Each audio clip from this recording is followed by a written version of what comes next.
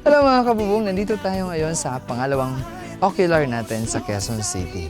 So tara, samahan niyo ako para check natin at tuturuan ko kayo kung paano ang tamang pag-ocular o pag-inspect ng roofing kung kailangan siyang palitan or hindi pa.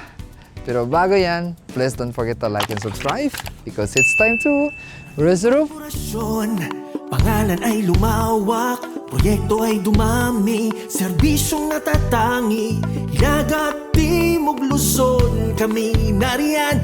Tauhan ay bihasa, serbisyong may dangal, hamong panahon, Kasparang sandigan, kabubong na matibay, proteksyon ay tiyak, kalidad serbisyo, aming panata, Kaspar Steel Roofing, tiwala ay wagas.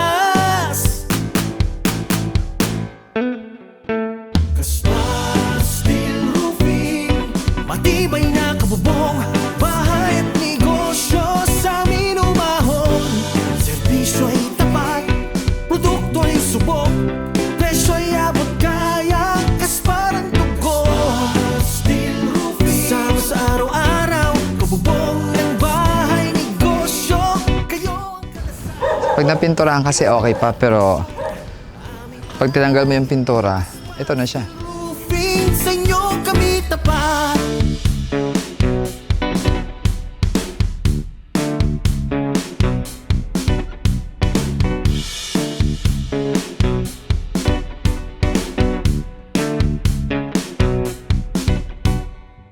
So yun, tapos na tayo mag-ocular and I hope may natutunan kayo kung paano ang tamang pag-assist ng roofing kung kailangan na siyang palitan. Siyempre, unang-una, hindi tayo ma-attract sa pang-outer na kanyang kaanyuan. I mean, sa outer color kasi akala mo okay pa yung kulay, pero pag tinanggal mo na yung color, makikita mo siyang kalawang na yung loob. So, yun ang proper na pag-assist. Malalaman nyo rin po yan kasi nagkakaroon siya ng discoloration, di ba?